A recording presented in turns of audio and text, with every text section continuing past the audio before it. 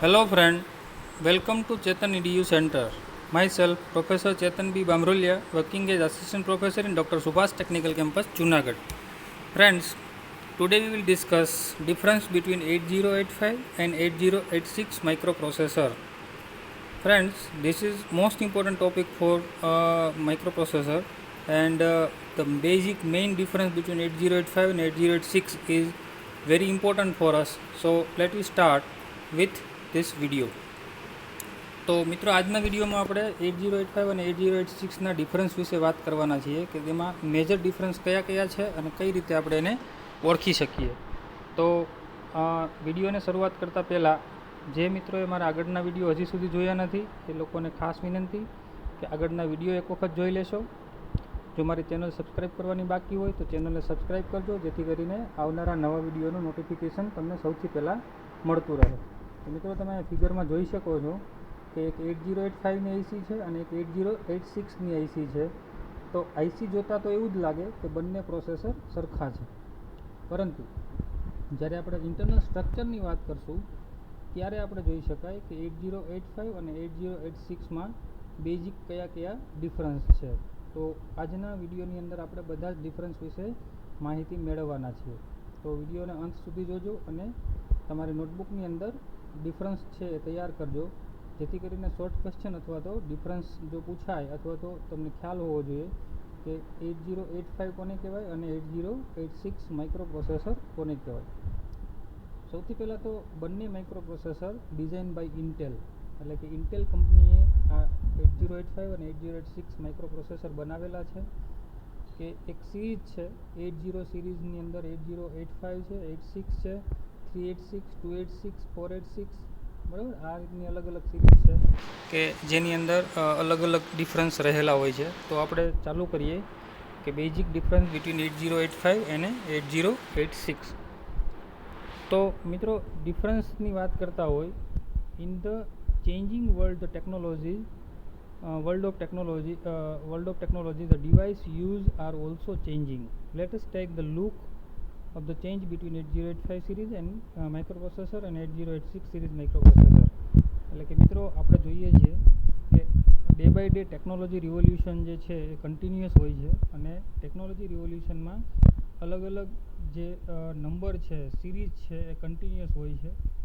જેવી રીતે આપણે મોબાઈલની વાત કરીએ છીએ તો મિત્રો મોબાઈલની અંદર પણ ઘણા બધા અલગ અલગ હાયર વર્ઝન છે એ માર્કેટની અંદર દિવસે ને દિવસે આવતા હોય છે.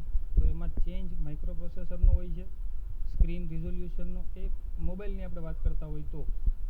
પણ જ્યારે કોમ્પ્યુટરની વાત કરીએ તો પેન્ટિયમ છે, એ પછી i3, i5, i6, i11, આ બધા માઇક્રોપ્રોસેસરના ચેન્જ છે. તો અહીંયા આપણે જે 8085 અને 8086ની વાત કરવાના છીએ કે જેમાં કયા કયા બેઝિક ડિફરન્સ હોઈ શકે તો એની આપણે વાત કરવાના છીએ. તો સૌથી પહેલાં તો 8085 આપણી પાસે હતું તો 8086ની જરૂરિયાત શું પડી? તો ઘણા બધા ફંક્શન એવા હતા કે જે 8085ની અંદર સફિશિયન્ટ નહોતા, અથવા તો ઘણા બધા બ્લોક એવા હતા કે જે વધારે કોઈપણ જાતની પ્રોસેસ માટે સફિશિયન્ટ ન હતા. તો એને ઓવરકમ કરવા માટે 8086ની ડિઝાઇન કરવામાં આવી. એટલે કે સપોઝ આઈઓ પોર્ટની વાત કરતા હોય, મેમરીની વાત કરતા હોય, ઇન્ટરપ્ટની વાત કરતા હોય, ટાઈમિંગ એન્ડ કંટ્રોલ યુનિટની વાત કરતા હોય, તો આવા ઘણા બધા એવા પોઈન્ટ છે કે જે 8085માં સફિશિયન્ટ ન હતા. તો તેને ઓવરકમ કરવા માટે 8086 ડિઝાઇન કરવામાં આવ્યું છે. તો સૌથી પહેલાં તો 8085ની અંદર આવતા દરેક બ્લોક, દરેક પોઈન્ટ આપણે ખ્યાલ હોવો જોઈએ, જેથી કરીને 8086 અને 5નો ડિફરન્સ આપણે સહેલાઈથી સમજી શકાય. So let's start the basic difference between 8085 and 8086. Now here the first column is related to serial number, then 8085 microprocessor, then 8086 microprocessor. One by one we can see the difference. The data bus is 8 bit. મિત્રો આપને પહેલેથી જ ખબર છે કે 8085 માઇક્રોપ્રોસેસરમાં data bus 8 બીટની હોય છે. ખ્યાલ છે ને મિત્રો? AD0 to AD7, તો આપણે જો કહેવું હોય તો D0 to D7 જે છે એ 8 બીટની ડેટા બસ છે 8085 માઇક્રોપ્રોસેસરમાં. Now in 8086 the data bus is of 16 bit. એટલે પહેલો મેઇન ડિફરન્સ કે ડેટા બસ 8 બીટની છે 8085માં, જ્યારે 8086ની અંદર 16 બીટની છે. પછી આવે એડ્રેસ બસ. તો 8085ની અંદર આપણે વાત કરતા હોય તો address bus is of 16 bit. એટલે કે 8085 માઇક્રોપ્રોસેસરમાં એડ્રેસ બસ 16 બીટની હોય છે, જ્યારે 8086માં the address bus is of 20 bits. એટલે મિત્રો ખાસ યાદ રાખજો, ત્યાં 16 બીટ હતી 8085માં અને 8086માં 20, એટલે કે 20 બીટની, એટલે કે ટોટલ 20 એડ્રેસ લાઇન છે. ક્લિયર? આ ખાસ યાદ રાખજો. The memory capacity is 64 KB. એટલે કે આપણને ખ્યાલ છે ઓલરેડી કે 8085ની અંદર 2:16, એટલે કે જેટલી એડ્રેસ લાઇન હોય એને આપણે 2ની ઘાતમાં લખશું. એટલે કે આપણે ઓલરેડી જ્યારે એડ્રેસ બસની વાત કરતા હતા કે આ રીતે લખીએ 2:16, અને જે આન્સર આવે એ આપણે એડ્રેસિબલ મેમરી કહેવાય. ક્લિયર? તો અહીંયા કેટલી છે? 16 છે. જ્યારે 8086ની અંદર જો આપણે વાત કરીએ તો કેટલી થશે? 20. 2:20 કરશો એટલે કે 1 MB થશે. બરાબર? તો 1 MB મેક્સિમમ મેમરી તમે 8086માં લગાવી શકો, જ્યારે 8085માં મેક્સિમમ મેમરી 64 KB સુધીની હોય છે. ખાસ યાદ રાખજો કે memory capacity of 8086 is 1 MB. Short ક્વેશ્ચનમાં MCQમાં આવી શકે કે 8086માં મેક્સિમમ મેમરી કેટલી લગાવી શકાય? તો આપણો આન્સર હોય 1 MB. ક્લિયર? 8085ની અંદર તો 64 KB. તો 8085માં KBમાં છે, જ્યારે 8086માં MBમાં છે. આવું થવાનું કારણ શું? કારણ કે નંબર ઓફ એડ્રેસ બસ વધારે હોય તો આપણે એટલી મેમરી વધારે લગાવી શકાય. ક્લિયર?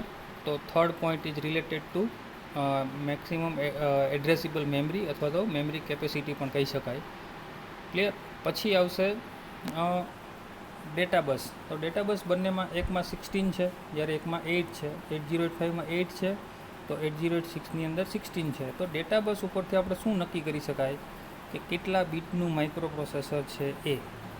તો 8085 is A 8 bit microprocessor. Here 8086 is A 16 bit microprocessor. આ ખૂબ જ ઇમ્પોર્ટન્ટ અને બેઝિક ક્વેશ્ચન કે 8085 કેટલા બીટનું માઇક્રોપ્રોસેસર છે? તો આપણો આન્સર આવે 8 બીટ. 8086 કેટલા બીટનું માઇક્રોપ્રોસેસર છે? તો 16 બીટ.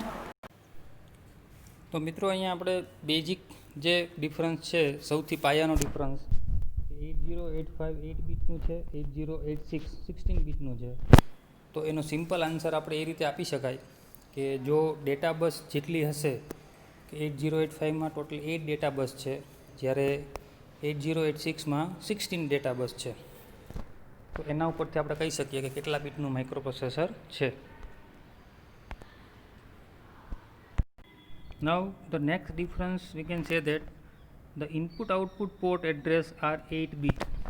તો મિત્રો અહીંયા આપણે જોઈ શકાય છે કે 8 બીટના ઇનપુટ આઉટપુટ છે. Here input output port address is 8 bit. મિત્રો અહીંયા થોડીક ભૂલ છે, અહીંયા આપણે 16 બીટ કરી દઈશું.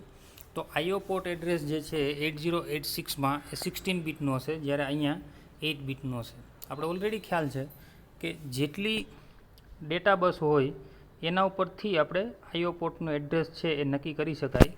તો કોઈપણ જાતનું કન્ફ્યુઝન વગર 8085માં હંમેશા 8 બીટની આપણે વાત કરવાની થશે, જ્યારે 8086ની અંદર 16 બીટની આપણે વાત કરતા હોઈએ છીએ. તો આઈઓ પોર્ટનું એડ્રેસ છે, ડેટા લાઇન છે, એ બધી જ 16 બીટ છે ડેટા લાઇન આવશે.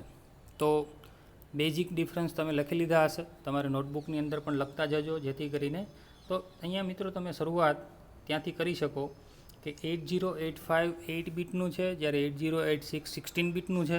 એટલે કે એકી સાથે એમાં 8 બીટની પ્રોસેસ થતી હશે, તો બધા જ રજિસ્ટર 8 બીટના હશે.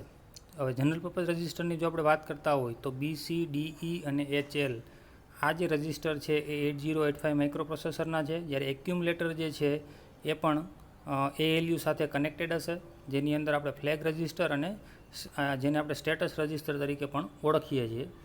PSW એટલે શું મિત્રો, એ પણ તમને ખ્યાલ હોવો જોઈએ. PSW એટલે કે ફ્લેગ રજિસ્ટર અને એક્યુમ્યુલેટર જ્યારે આપણે કનેક્ટ કરીએ છીએ અને જે રજિસ્ટર બને છે એને આપણે PSW એટલે કે પ્રોગ્રામ સ્ટેટસ વર્ડ તરીકે ઓળખીએ છીએ અને એ 16 બીટનું હોય, કારણ કે બંને 8 બીટ જ્યારે આપણે રજિસ્ટર એડ થાય છે તો ટોટલ જે રજિસ્ટર PSW બનશે એ 16 બીટનું હશે. ક્લિયર? તો અહીંયા કેટલા રજિસ્ટર છે, ક્યાં છે, એમાં 8086ની અંદર એ પણ આખું એક આર્કિટેક્ચર આવશે, એનો પિન ડાયાગ્રામ આવશે, એના અલગ અલગ રજિસ્ટર આવશે, એના ફંક્શન આવશે, એ બધી વસ્તુ અલગ અલગ જે 8085 કરતાં અલગ છે એની પણ ડિસ્કસ કરવાની થાય. ક્લિયર? તો અહીંયા આપણે અત્યારે 4 ડિફરન્સ જોયા. Now next difference number 5, 8085 microprocessor the operating frequency is 3.2 megahertz. મિત્રો આઈડિયલી જો આપણે વાત કરતા હોય તો 8085 માઇક્રોપ્રોસેસરની ઓપરેટિંગ ફ્રીક્વન્સી 3.2 મેગાહર્ટ્ઝની હોય છે. પછી એમાં તમે 3 મેગાહર્ટ્ઝ ઉપર પણ ચલાવી શકો, 2.5, પણ આઈડિયલ ફ્રીક્વન્સી આપણે સેટ કરવાની થાય એ 3.2 મેગાહર્ટ્ઝની અંદર આપણે રાખી શકીએ છીએ. તો 3.2 × 10⁶ હર્ટ્ઝ એવું આપણે કહી શકાય. તો ઓપરેટિંગ ફ્રીક્વન્સી એટલે શું મિત્રો, કે જ્યારે આપણે આઈસીની વાત કરતા હતા ત્યારે પિન નંબર 1 અને 2, X1 અને X2 જે પિન છે એની ઉપર આપણે ક્રિસ્ટલ ઓસિલેટર લગાવીએ છીએ, અને ક્રિસ્ટલ ઓસિલેટરની જે ફ્રીક્વન્સી જે છે એ આના કરતાં ડબલ, એટલે કે જે સિસ્ટમ ફ્રીક્વન્સી જે છે એ ક્રિસ્ટલ ફ્રીક્વન્સી ડિવાઇડેડ બાય 2, એટલે કે એ 6.4ની આજુબાજુ હોય ત્યારે આપણે 3.2 મેગાહર્ટ્ઝ ફ્રીક્વન્સી છે એ સિસ્ટમ ફ્રીક્વન્સી તરીકે આપણે યુઝ કરી શકાય. Clear? Now 8086 the operating frequency is 5 megahertz, 8 megahertz or 10 megahertz. તો અહીંયા 8085 કરતાં 8086ની ઓપરેટિંગ ફ્રીક્વન્સી વધારે હશે. વધારે હોય એનો મતલબ એવો થશે કે ટી સ્ટેટ જે છે એ વધારે નાનું થશે, અને ટી સ્ટેટ નાનું થશે એટલે કે આપણી જે પ્રોસેસ છે એ ફાસ્ટ થશે એવું કહી શકાય. ફ્રીક્વન્સી વધે એટલે સિગ્નલનો જે ઓન ઓફ ટાઈમ છે, જે પલ્સ મળે છે એનો ઓન ઓફ ટાઈમ છે એ રિડ્યુસ થાય, અને રિડ્યુસ થવાથી આપણી જે સ્પીડ ઓફ ઓપરેશન જે છે એ ઇન્ક્રીઝ થશે. એટલે કે જે પણ પ્રોસેસ 8085માં થશે એના કરતાં 8086ની અંદર ફાસ્ટ હશે એવું આપણે કહી શકાય, કારણ કે ત્યાં ઓપરેટિંગ ફ્રીક્વન્સી વધારે છે. બરાબર? મેગાહર્ટ્ઝમાં જ છે, પણ અહીંયા 3.2 છે, જ્યારે 5, 8 અથવા તો 10 એ 8086માં હોવાથી મિત્રો અત્યારે આપણે જે લેપટોપ વાપરીએ છીએ, અત્યારે મોબાઈલ વાપરીએ છીએ, ગીગાહર્ટ્ઝમાં ફ્રીક્વન્સી ઉપર વર્ક કરે છે. એનું પ્રોસેસર જે છે એ આઈ થિંક ઘણા બધાના પ્રોસેસર જે છે લેપટોપના અથવા તો મોબાઈલના એ 4.3 ગીગાહર્ટ્ઝ ઉપર આપણે વર્ક કરતા હોઈએ છીએ, કારણ કે એનું જે પ્રોસેસર છે એ ખૂબ જ હાયર વર્ઝનવાળું પ્રોસેસર હોય છે, અને એની ઓપરેશન જે ફ્રીક્વન્સી છે, ઓપરેશન જે છે એ ખૂબ જ સ્પીડમાં થતું હોય. તો એટલું યાદ રાખો કે ઓપરેટિંગ ફ્રીક્વન્સી વધવાથી જે પ્રોસેસ છે એ ફાસ્ટ થશે. બરાબર? તો ફાસ્ટ પ્રોસેસ કરવા માટે ફ્રીક્વન્સી વધારે હોવી જરૂરી છે. તો 8085 કરતાં 8086ની વધારે હશે. Clear? Now 8085 microprocessor has single mode operation. મિત્રો આ ખૂબ જ અગત્યનો ટોપિક છે. સિંગલ મોડ ઓપરેશન એટલે શું કહેવાશે? સિંગલ મોડ એટલે કે એટ એ ટાઈમ એક પ્રોસેસ ચાલતી હશે. આપણે ઘણી વખત મોબાઈલની અંદર, લેપટોપની અંદર અનુભવ કરેલો હશે કે આપણે એકી સાથે 3 થી 4 કામ છે એ કરતા હોઈએ છીએ. દાખલા તરીકે આપણે મૂવી જોતા હોય, સાથે ગેમ રમતા હોય, અથવા તો મેસેજ પણ આપણે રીડ કરતા હોય, બરાબર, વોટ્સએપ ચાલુ હોય, ફેસબુક ચાલુ હોય, તો એ બધા કેવા કહેવાય છે? મલ્ટીટાસ્કિંગ પ્રોસેસિંગ કહેવાય. જ્યારે 8085ની અંદર શું થશે કે એટ એ ટાઈમ એક પ્રોસેસ ચાલુ હશે, એટલે કે આપણે જ્યારે બીજી પ્રોસેસ ચાલુ કરવી હશે તો આગળની પ્રોસેસ છે એ ઓટોમેટિક બંધ થશે, એટલે કે એને કહેવાશે single mode of operation. Now 8086 microprocessor has 2 mode operation. હવે અહીંયા એવું પણ કહી શકાય કે 8085માં જે પિન ડાયાગ્રામ આપણે જોયેલો છે કે એમાં એક જ ટાઈપનું ફંક્શન જે છે એ કરે છે, મતલબ કે બધી જ pin single at a time સરખું કામ કરે છે, એમાં કોઈ પણ બીજો મોડ આપણે અવેલેબલ નથી. જ્યારે અહીંયા શું થશે? 8086 microprocessor has 2 mode of operation. આપણી રિક્વાયરમેન્ટ પ્રમાણે અલગ અલગ મોડ સિલેક્ટ કરીને આપણે 8086ને વાપરી શકીએ છીએ આપણી એપ્લિકેશન પ્રમાણે. સપોઝ નાની એપ્લિકેશન હોય તો એને મિનિમમ મોડથી આપણે વાપરી શકતા હોય તો મિનિમમ મોડ વાપરી શકીએ, એટલે કે 2 ઓપરેશન છે. કયા? મિનિમમ મોડ અને મેક્સિમમ મોડ. ક્લિયર? 8086માં યાદ રાખજો 2 મોડ છે. એક મિનિમમ મોડ છે, એટલે કે શું થશે? સિંગલ CPU પ્રોસેસર, એટલે કે કોઈ નાનું ફંક્શન છે, કોઈ નાની એપ્લિકેશન છે કે જેમાં વધારે રજિસ્ટર કે વધારે ટાઈમર અથવા તો વધારે પ્રોસેસની જરૂર નથી તો એને તમે મિનિમમ મોડથી વાપરી શકો અને એને સિંગલ CPU પ્રોસેસર કહી શકાય. જ્યારે મેક્સિમમ મોડ છે એનો શું મતલબ છે? Multiple CPU processor. એટલે એને આપણે મલ્ટીટાસ્કિંગ ટાઈપ આપણે સરખાવી શકાય. એટલે કે એક કરતાં વધારે પ્રોસેસ જ્યારે એકસાથે ચાલતી હોય ત્યારે મેક્સિમમ મોડ ઓપરેશનથી આપણે એને પરફોર્મ કરી શકાય. તો મલ્ટિપલ CPU પ્રોસેસરનો પણ ઉપયોગ કરી શકાય. તો આ ખાસ યાદ રાખજો.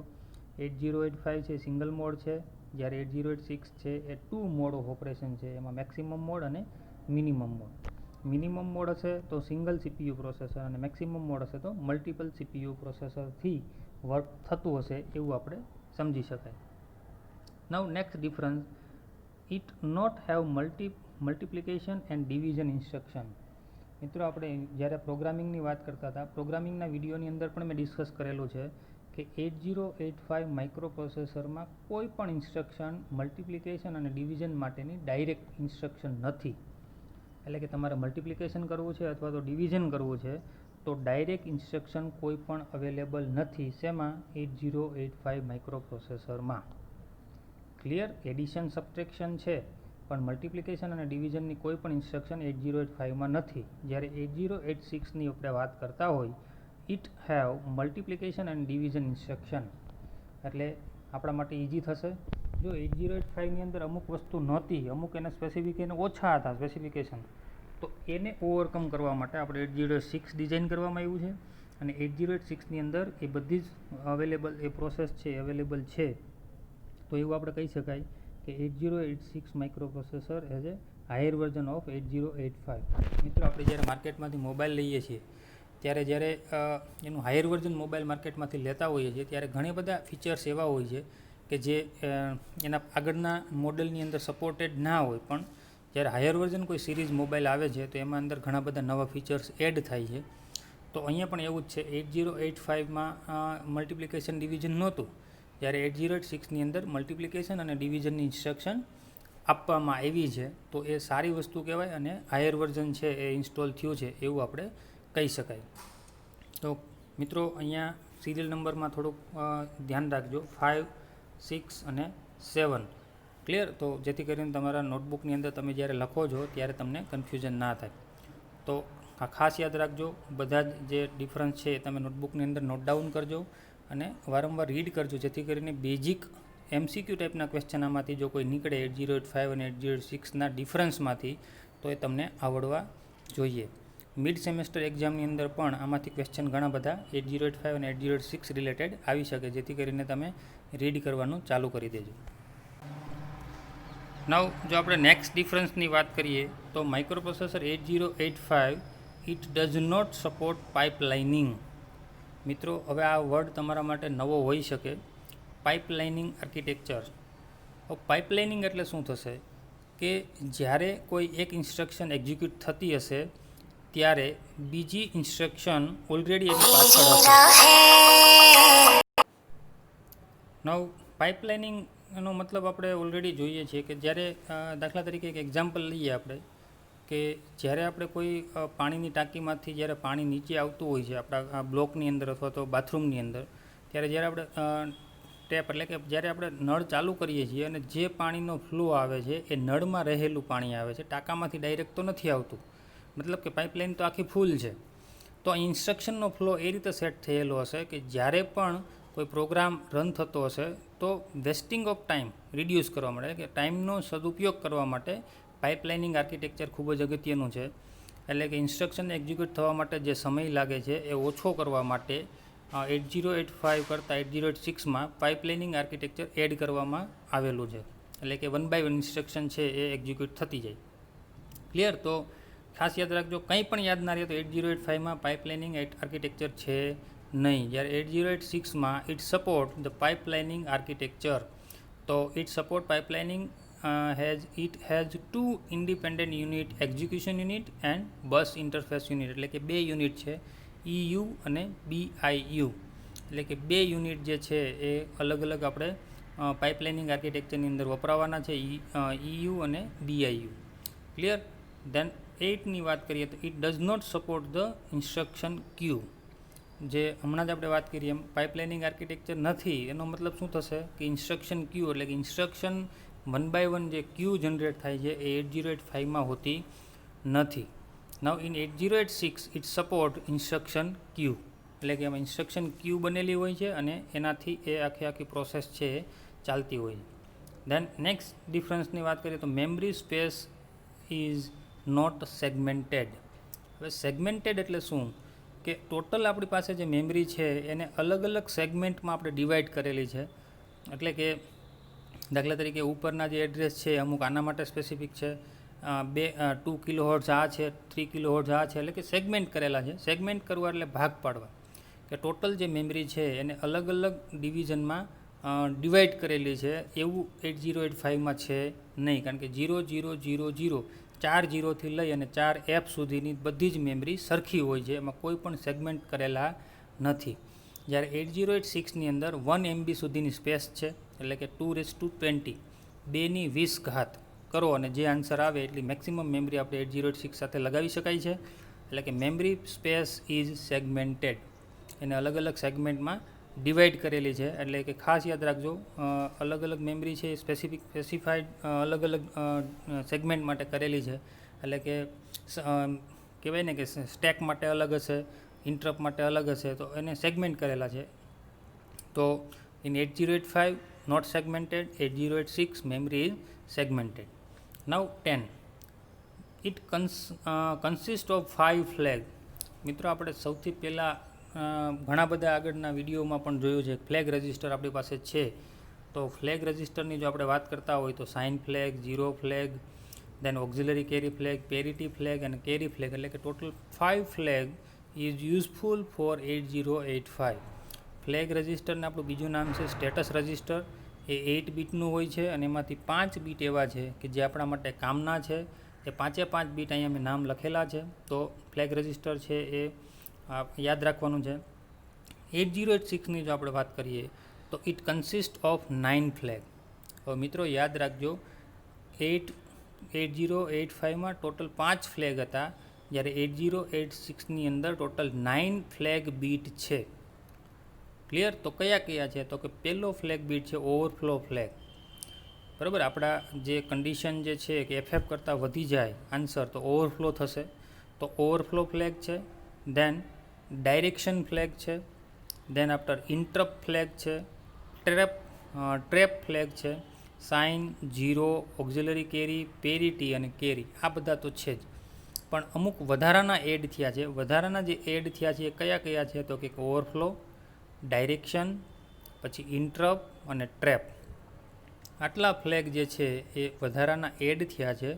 અને ટોટલ ફ્લેગ રજિસ્ટરની જો આપણે વાત કરતા હોય તો 8085 કરતાં 8086ની અંદર 4 ફ્લેગ બીટ વધારાના છે. તો વધારાના હશે તો મતલબ કે આપણે પ્રોગ્રામિંગમાં પણ ચેન્જ આવશે, અને પ્રોગ્રામિંગમાં ચેન્જ આવશે તો એને રીસેટ કરવા માટે અથવા તેની કન્ડિશન ચેક કરવા માટે પણ વધારાની ઇન્સ્ટ્રક્શન એડ કરવી પડશે. તો ફ્લેગ બીટ વધી ગયા એનો મતલબ શું થશે કે જે પણ પ્રોસેસ 8085માં થતી હતી એના કરતાં અહીંયા અલગ રીતે થશે, એવું આપણે કહી શકાય. તો મિત્રો આ બેઝિક ડિફરન્સ છે 8085 અને 8086ના. તમારી પાસે જે પણ બુક હોય એમાં 8086નું ઇન્ટ્રોડક્શન વાંચવાનું ચાલુ કરી દેજો, વાંચવા માંડજો, એનું આર્કિટેક્ચર જોઈ લેજો, પાઇપલાઇનિંગ શું છે, બરાબર, જેની ઇન્સ્ટ્રક્શન ક્યુ કઈ રીતે જનરેટ થાય એ પણ આપણે શીખવાનું છે, જેથી કરીને 8085ને રિલેટેડ કોઈ પણ જાતનો ક્વેશ્ચન આપણે જનરેટ થાય નહીં. ક્લિયર? તો ડિફરન્સની વાત કરતા હતા એ આટલા બેઝિક ડિફરન્સ છે. બાકી તો ઘણા ડિફરન્સ આપણે લખી શકાય, પણ જો મેજર ડિફરન્સની આપણે વાત કરીએ તો અહીંયા સુધીના જે 10 કે 11 ડિફરન્સ છે એ આપણે યાદ રાખવાના થશે. Clear? Now pin diagram of 8086 microprocessor. મિત્રો અહીંયા મેં એટલા માટે આ ફિગર રાખેલી છે કે આપને બેઝિક આઈડિયા આવે કે 8086ના તો પિન ડાયાગ્રામ 8086ની અંદર આપણે વાત કરીએ તો અહીંયા તમે 8085 જેમ 40 પિનની આઈસી છે એમ 8086 પણ 40 પિનની આઈસી છે. તો બંનેમાં ડિફરન્સ શું હશે? તો અહીંયા તમે ઉપર જોઈ શકો છો, અહીંયા છે મેક્સિમમ મોડ અને મિનિમમ મોડ. તો મેક્સિમમ મોડ અને મિનિમમ મોડની અંદર જ્યારે મોડ સિલેક્શન આપણે કરશું તો તો મોડ સિલેક્શન વખતે દરેક પિનના ફંક્શન છે એ બદલાઈ જશે અને એ પ્રમાણે અલગ અલગ પિન છે એ વર્ક કરશે. અહીંયા પણ ALE પિન છે, INTA છે, દેન આફ્ટર I/M બાર છે, WR બાર છે, HOLD છે, HLDA છે. આ બધી જ પિન જે છે એ અવેલેબલ છે, રેડી છે, રીસેટ છે.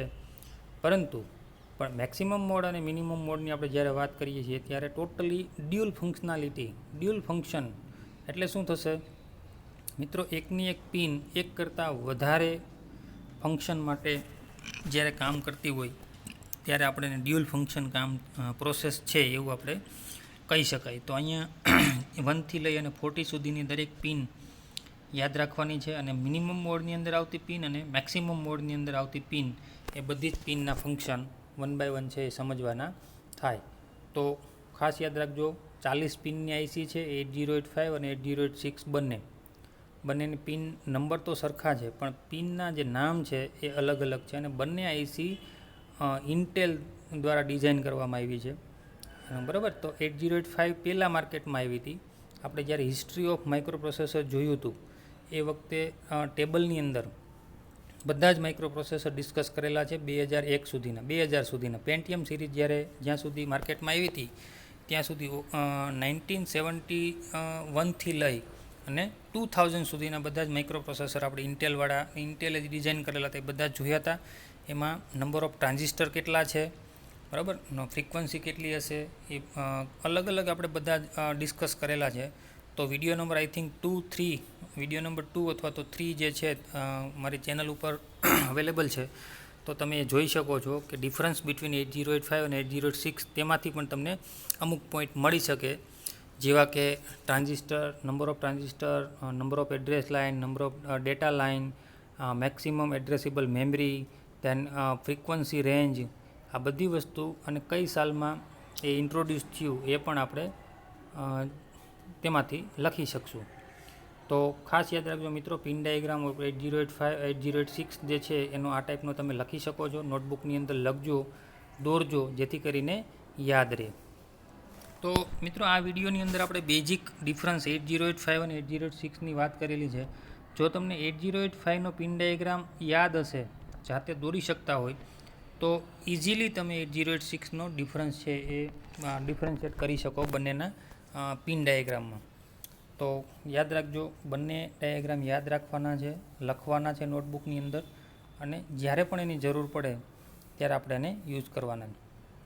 અહીંયા મિત્રો આપણે MCQ ટાઈપની જો વાત કરતા હોય તો એક્ઝામની અંદર જો MCQ ટાઈપના ક્વેશ્ચન છે તો પિન ડાયાગ્રામમાંથી ઘણા બધા MCQ ટાઈપના ક્વેશ્ચન આવી શકે. કે દાખલા તરીકે 8086ના મિનિમમ મોડમાં કઈ પિન આવે, તો મિનિમમ મોડમાં તમે જોઈ શકો છો ખૂબ જ અગત્યની પિન આવેલી છે કે જે અલગ અલગ છે. પિન નંબર 31 એટલે કે તમે અહીંયા જોઈ શકો છો 24થી લઈ અને 31 સુધીની જે પિન છે એ મિનિમમ મોડની અંદર સમાવેશ થાય. એટલે કે 24 નંબરની પિન, 25, 26, 27, 28, 29, 30 અને 31 કે જેમાં હોલ્ડ, HLDA, WR બાર એટલે કે અહીં ડોટ તમે જોવો છો બાર છે, W એટલે કે રાઇટ બાર, દેન IO/M બાર, દેન DT/R બાર, દેન DEN બાર, દેન ALE અને INTA.